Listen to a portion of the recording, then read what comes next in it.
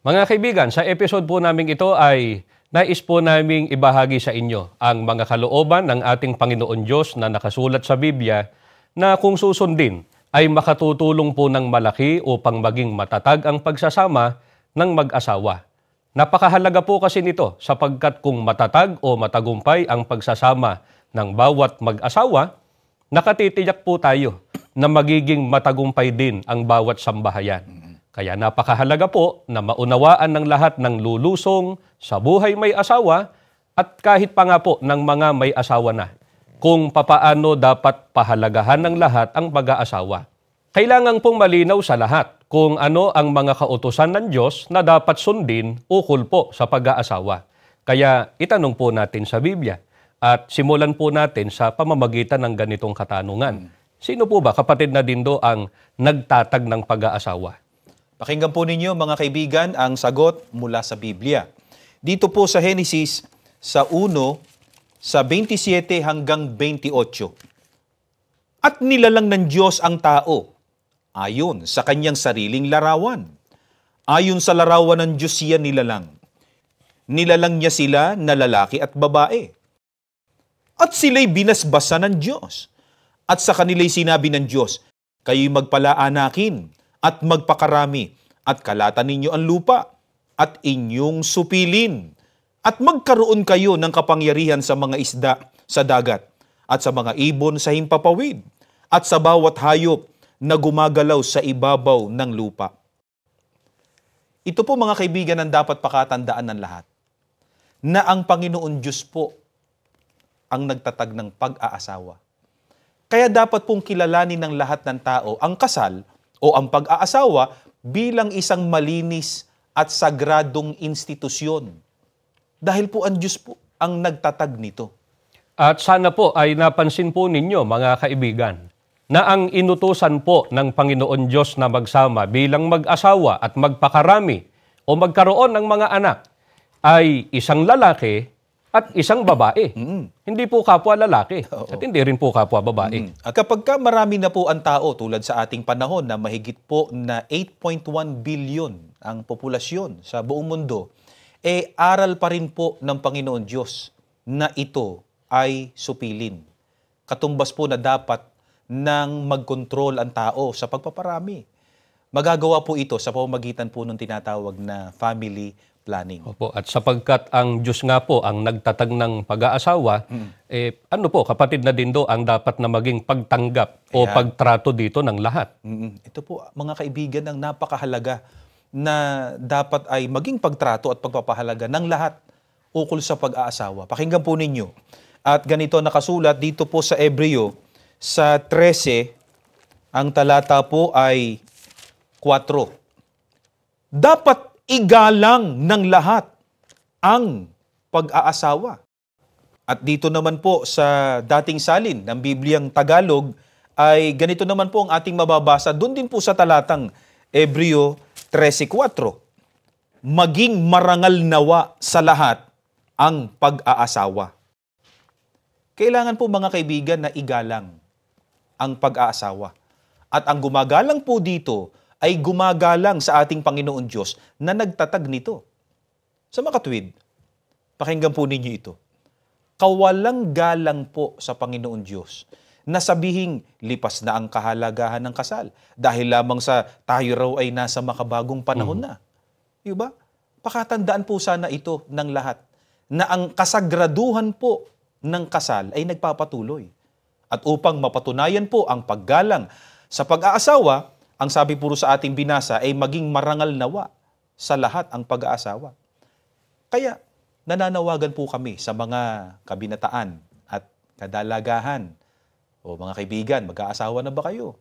Dapat ay maging marangal at malinis ang inyong hangarin. Mga kaibigan, hindi po marangal o malinis ang layunin na kaya lamang mag-aasawa o magpapakasal ay dahil lamang po sa kagustuhang makatakas sa responsibilidad sa tahanan. Nako, oo. O kaya po dahil sa napasubo lamang siya, parang napilitan pa po. Oo. O kaya naman ay para lamang makapag-abroad o makapangibang bansa. Ayan, no? Kaya inuulit po namin, mga kaibigan, dapat po ay banal at marangal ang motibo sa pag-aasawa.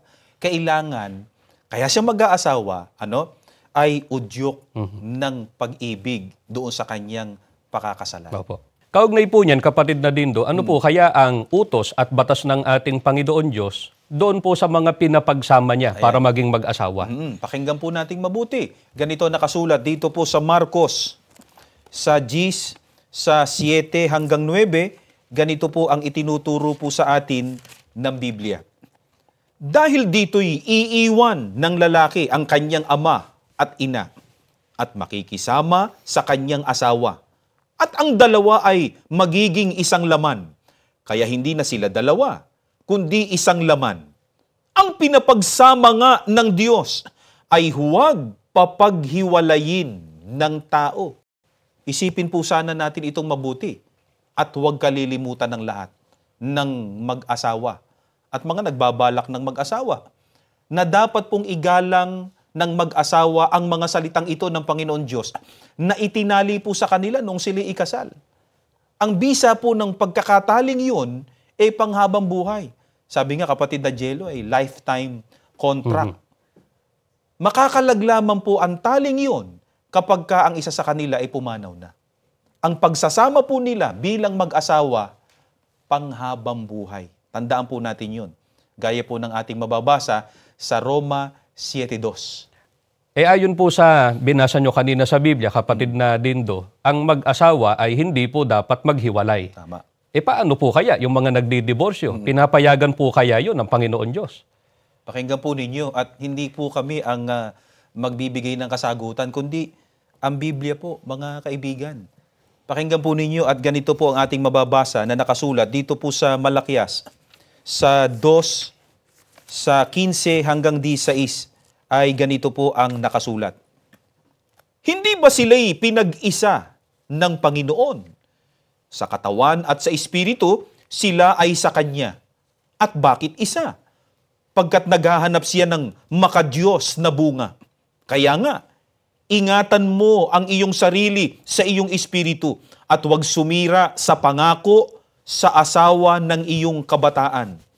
Namumuhi ako sa diborsyo ng mag-asawa, sabi ng Panginoong Diyos ng Israel. Ito po ang sanay, laging maalaala ng mga may asawa. Ang sabi po mismo ng Panginoon Diyos, hindi po kami may sabi nito, ang ating Panginoon Diyos, ang sabi po niya, namumuhi ako sa diborsyo ng mag-asawa. Pakatandaan po ninyo ito, mga kaibigan. Ang sabi pa po ng Biblia sa mga ikinasal bilang mag-asawa, ang sabi, hindi ba sila'y pinag-isa ng Panginoon? Kaya nga po, kabilin-bilinan ng Panginoong Jesucristo doon sa talatang binasa natin kanina, di ba kapatid na Jello? Na ang pinapagsama ng Panginoon Diyos, wag anyang papaghihiwalay ng sino mang tao. Hindi dapat maghiwalay ang mag-asawa. At ang sabi nga po, doon sa binasa nyo kanina sa Biblia, kapatid na Dindo, ang mag-asawa po ay hindi dapat sumira doon sa pangako po nila sa isa't isa. At yan nga po, mga kaibigan, ang pinanumpaan ng mag-asawa sa isa't isa nung sila po ay ikinasal. Nasabi nga po, sa kahirapan at kaginhawaan, sa kalungkutan at kaligayahan, sa kalusugan at sa karamdaman, ay magkasama silang magdadamayan hanggang kamatayan. Ayan. At yan din po ang dahilan, mga mahal naming taga-subaybay, na kahit pa po may mga bansa na ang kultura at batas ay nagpapahintulot po sa diborsyo, kailanman po ay ang kalooban pa rin ng Panginoon Diyos sa mag-asawa ang igagalang at susundin po naming mga kaanib sa Iglesia ni Cristo. Mamaya po mga kaibigan, sa aming pagbabalik ay ituturo naman po sa atin sa pamamagitan pa rin po ng Biblia kung papaano po mapatatatag ang pagsasama ng lahat ng mag-asawa. Samantala, ay panoorin po muna natin ito. Ang pagkakasal bilang seremonya ang naghahayag ng pagpapatibay ng pagmamahalan ng magkatipan. Maaaring iba't ibang ritual batay sa iba't ibang kultura, ngunit pawang nakaukol sa pag-aasawa. Anong buti sana kung ang lahat ng pagkakasal ay nauuwi sa maligayang pagsasama sa isang payapa at matatag na pamilya. Ngunit isang masaklap na katotohanan na may nauuwi sa diborsyo at humahantong sa pagkawasak ng tahanan at nagiging walang malay na biktima ang kanilang mga anak. Dagdag pa rito ang hamak na pagtingin ng iba sa kasal na nauuwi sa live-in. Para sa kanila, ang kasal ay isang piraso lamang ng papel na nagpapatotoo sa kasunduan ng ikinasal. Nahuhulog naman ang iba sa marriage of convenience. Nagpapakasal hindi dahil sa pag-ibig sa isa't isa, kundi dahil sa ibang motibo, tulad ng makarating at maging mamamayan ng ibang bansa, umangat ang social status at iba pang pansariling layunin. Ngunit nakararami pa rin ang kumikilala sa pagiging sagrado ng pagkakasal. Iginagalang nila ang mga aral ng Diyos ukol sa pag-aasawa. Taglay din ang malinis at marangal na hangarin sa pagpasok nila sa buhay may asawa. Ang pagsusumpaan ng dalawang ikinakasal ang isa sa pinakataimtim na bahagi ng pagkakasal. Dahil naroon ang pangangakong magmamahalan sila hanggang sa dako paroon ng kanilang buhay. Iginagalang at nirerespeto nila ang bawat isa at ginagampanan ang mga nakaatang na gampanin bilang may asawang lalaki at may asawang babae. Ang ama na haligi ng pamilya at ang ina na ilaw ng sambahayan. Kapiling ang mga anak na yaman at kaaliwan ng mga magulang. Magkakasama sa isang payapang tahanan. Ang asawang lalaki ay ipinadarama ang kanyang pagmamahal sa asawa at mga anak. Naghahanap buhay upang matugunan ang pangangailangan nila at sumusubaybay sa kanilang mga lakad. Habang ang asawang babae naman ay nagpapasakop sa kanyang asawa at mabuting katuwang sa pagsinop sa kanilang tahanan at pagsubaybay sa kanilang pamilya. Masasabing may positibong epekto maging sa mga anak na nakikita nilang ang kanilang ama at ina ay marunong gumalang sa isa't isa. Sa ganitong paraan, mabubuo ang isang masaya at matatag na sambahayan. Magkakasama, nagkakaunawaan at nagmamahalan. Mga kaibigan, maraming salamat po sa namamalagi ninyong pagsubaybay. Kanina po ay itinuro sa atin ng Biblia na labag po sa kalooban ng ating Panginoon Diyos ang diborsyo. Dapat po ay igalang ng lahat ang pag-aasawa dahil ang Panginoon Diyos po ang nagtatag nito. Hindi po sila dapat paghiwalayin ng sinuman at hindi nila dapat sirain ang kanilang pangako sa isa't isa noong sila po ay ikinasal na sila ay magsasama at magdadamayan hanggang sa kamatayan. Kaya muli, itanong po natin sa Biblia, kapatid na Dindo, para po huwag humantong sa paghihiwalay. Ano po ang itinuturo ng ating Panginoon Diyos para po lalong tumatag ang pagsasama ng mga mag-asawa? At tiyak na ito ay pakikinggan ng lahat ng may asawa. Kaya pakinggan po nating lahat. Ang sinasabi po dito sa Efeso sa 5, ang talata po ay 25, ganito po ang atin pong mababasa. Mga lalaki, ibigin ninyo ang inyo-inyong asawa, gaya ng pag-ibig ni Kristo sa iglesia. Inihandog niya ang kanyang buhay para rito. O mga kaibigan, iniuutos po sa mga lalaki na may asawa na ibigin ang kanyang sariling asawa. Sukdulan po na ibigay kahit ang kanyang buhay kung kinakailangan para sa asawa. Gaya po ng ginawa ng Panginoong Kristo para sa iglesiyang kanyang iniibig. Alam niyo kung ito po ay magagawa ng lalaki para sa kanyang asawa, lalong magagawa niya ng magbigay at maglaan ng panahon para sa asawa at sa pamilya. Dapat may takdang panahon kapatid na Jello, na nagkakasarilinan at nagkakausap ang mag-asawa. At kapag may problema, natural lang naman yun, ganito talaga sa daigdig, maraming problema, pinag-uusapan nila yun. Malaking bagay yun yung nag-uusap sila lang, at sinisikap nila na masolusyonan yung problema. Gaya nung napanood natin kanina, di ba? Yun ang ginagawa nila, kaya sila tumagal, di ba? Bilang mag-asawa. Opo. At bukod po dyan, kapatid na Dindo, ano pa po ang isang dapat ay ginagawa po ng lalaki? Ayan, para lagi niyang naipadadama ang kanyang pagmamahal o pag-ibig sa kanyang asawa. Pakinggan po natin. At tayo rin, pakinggan nating lahat ang sinasabing ito ng Biblia dito po sa Efeso sa 5:28 hanggang 29. Dapat mahalin ng lalaki ang kani-kanilang asawa tulad ng sarili nilang katawan. Ang lalaking nagmamahal sa kanyang asawa ay nagmamahal sa kanyang sarili. Walang taong namumuhi sa sarili niyang katawan, bagkus ito'y pinakakain at inaalagaan, gaya ng ginagawa ni Kristo sa iglesia. O, mga kaibigan, ang pagmamahal po ng lalaki sa kanyang asawa ay tulad po ng pagmamahal niya sa kanyang sariling katawan. Iniingatan natin ang ating katawan para ito ay huwag magkasakit. Kaya hindi natin gagawin na ito ay gutumin o kaya ipabayaan itong ating katawan. Pinakakain natin ito at iniingatan na huwag magkasakit. Ganito rin po ang dapat gawin ng lalaki sa kanyang asawang babae.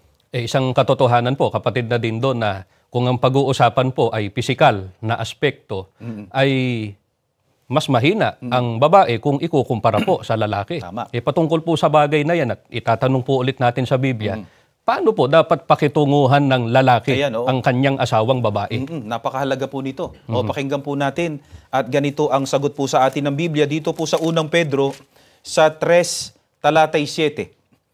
Kayo namang mga lalaki, pakitunguhan ninyong mabuti ang inyo-inyong asawa sapagkat sila'y mahina. Dapat po na pagbutihin ng lalaki ang pakikitungo sa asawa. Mga kaibigan, naalala pa kaya ninyo kung kailan ninyo huling sinabi at ipinadama sa inyong asawa ang inyong pagmamahal? Yung kasing pagsasabi, kapatid na Jello, ng mga term na sign ng pagmamahal, napakahalaga nun Opo. Sa kabiyak, di ba? Ilang halimbawa, kapatid na Jello? Katulad po, kapatid na din doon, ang pagsasabi ng mga salitang I love you, mahal na mahal kita. Ayan, oo. O kaya, mag-ingat kang palagi. Oo. At wala din pong masama. Halimbawa, ay matanong siya, yung asawa, kung kumain na ba siya, Oo. kung kumusta na siya. Naku, Po? kinikilig yung mga asawang Opo. babae dyan. Sigurado Pagka po. laging sinasabi yan, di ba? Sabi nga, yun daw ang kanilang vitamins. Mhm. Pag naririnig yung mga ganong Opo. salita, di ba?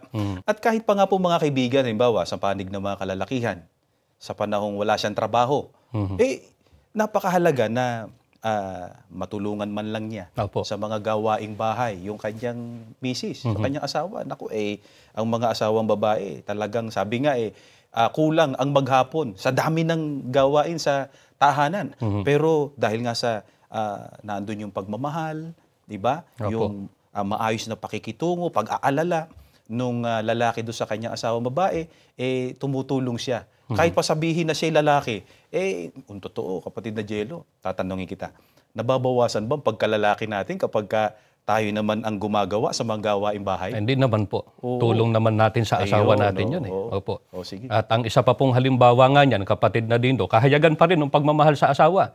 Hindi ho dapat kinalilimutan Ayan, yung oo. mga mahahalagang petsa. Ayan. Po, halimbawa yung birthday. Ayan, oo. Baka nagising na ng umaga. Oo, hindi pa nababati. Hindi pa nababati po. Nauna pa po yung ibang bumati. Oo. Po. Kaya magtatampo po sigurado yung asawa. Pati po yung anniversary po ng kanilang kasal. Tama, oo. Dapat naaalala po yun lagi nung lalaki. May tanong ako, po? kapatid na Jello. Kailan ba kayo kinasal? Nung October 14, 2022 po. Talaga alam na alam mo. Opo, Kailangan si kaampi niyan. Opo, baka mapanood niya po. Baka magtampo po sa atin. Opo. Sige.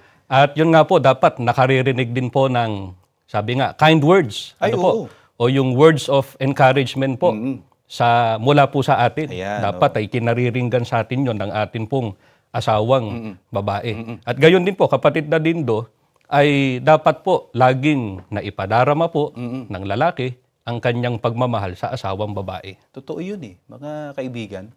Hindi po dapat tinitipid nung lalaki sa pagkilala o sincere appreciation ang kanyang asawa para sa mga magaganda nitong nagagawa. Di ba? Di ba, kapatid na Jello, halimbawa, may ginawa siya sa tahanan. Di ba? Alam mo namang napakahirap ng mga gawain sa bahay. Yun man lang mai-appreciate nung kanyang asawa, yung ginagawa nung kanyang asawang babae sa tahanan, na alam naman niyang pinupuhunan ng asawa niya ay pagod sa maghapong paggawa. Di ba? Opo. Lalo na kapatid na Jello, di ba?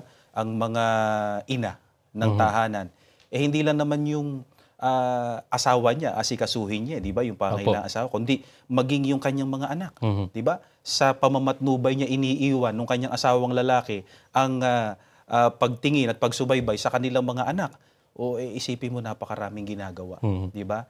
Kaya hanga tayo doon sa mga asawang lalaki na kahit sa maghapong paggawa ay pagod. Pero pag uwi ay, una, hindi nalilimutang kahit papaano ibili ng pasalubong man lang, di ba?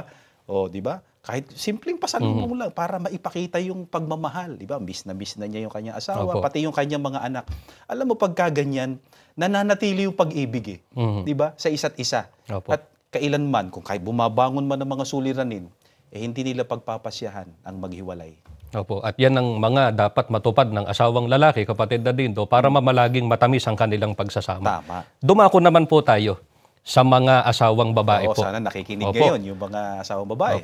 Ayon pa rin po sa pagtuturo ng Biblia, ano po ang napakahalaga namang pananagutan ng asawang babae sa kanya pong asawang lalaki? Pakinggan po ninyo at sana'y nakikinig ang mga kinaukulan. Dito po sa Tito 2 ang talatay 4.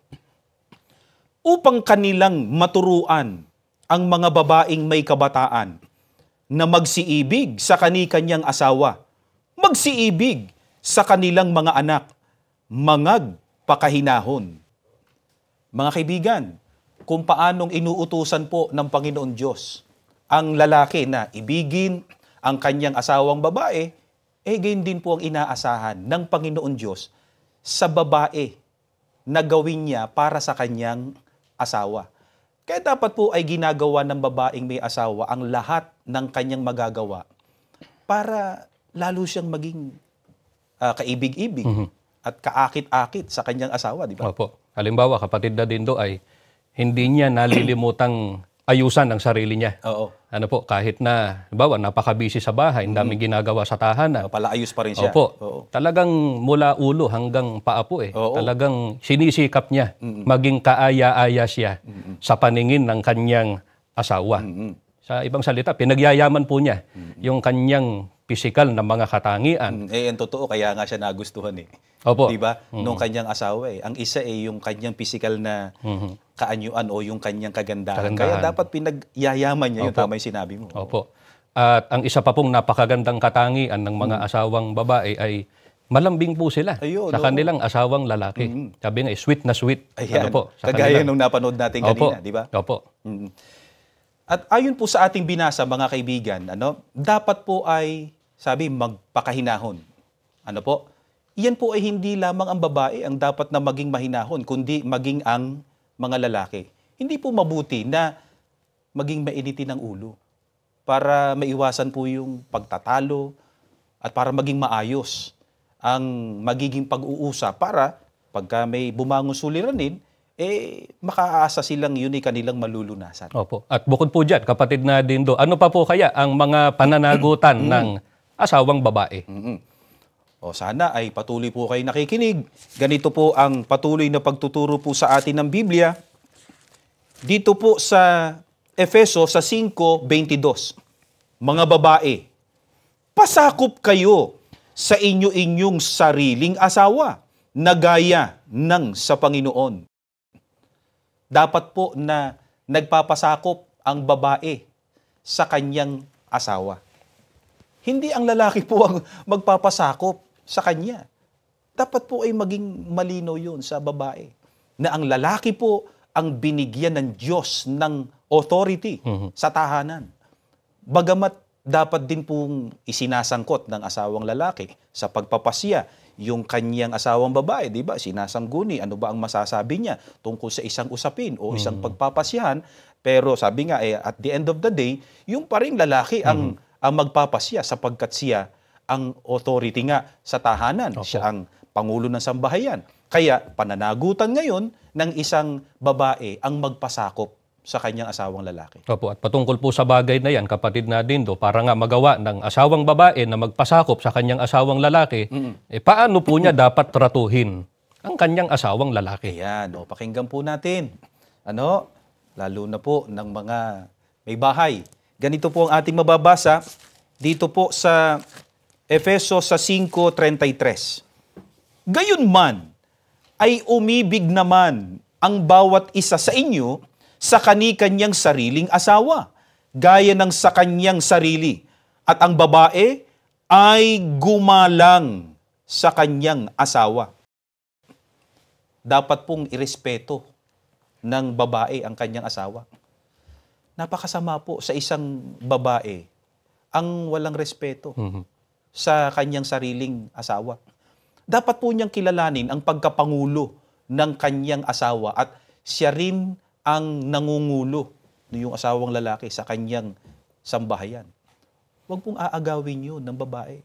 Yung karapatang yun na sa kanyang asawang lalaki po ipinagkaloob ng ating Panginoon Diyos. Kahit pa sabihin po na yung babae ay may mataas na pinag-aralan o kaya ay siya yung halimbawa sa pagkakataong yun ay siya yung nagtatrabaho. Di ba? Siya yung nakapagbibigay ng panggasto sa tahanan.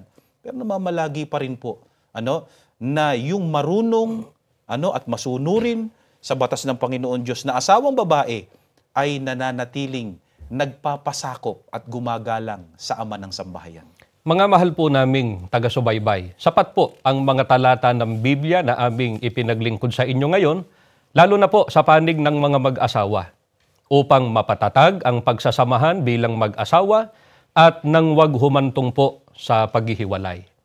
Muli, nawa po ay nakatulong sa inyo ang ginawa naming pagtalakay ngayon. Maraming salamat po sa inyong pagsubaybay. Inaanyayahan po namin kayo sa isang panalangin. Panginoon na aming Diyos, napakahalaga po ng iyong mga salita. Opo. Ito po ang nagsisilbing paalala at gabay ng lahat ng mga mag-asawa Opo. para maging matamis at matatag ang kanilang pagsasama. Amen. Matupad po nawa ito ng lahat ng mga mag-asawa. Amen. Para po magkaroon din ng matatag na sambahayan. Amen. Sambahayang maglilingkod sa iyo. Amen. At susunod po sa iyong mga kalooban. Amen. Patuloy mo pong pagpalain ng buong iglesia. Amen. At ang pamamahalang inilagay mo sa aming unahan. Amen. Hinihiling po namin ang lahat sa pangalan po ng Panginoong Hesus na amin pong tagapagligtas. Amen. Amen.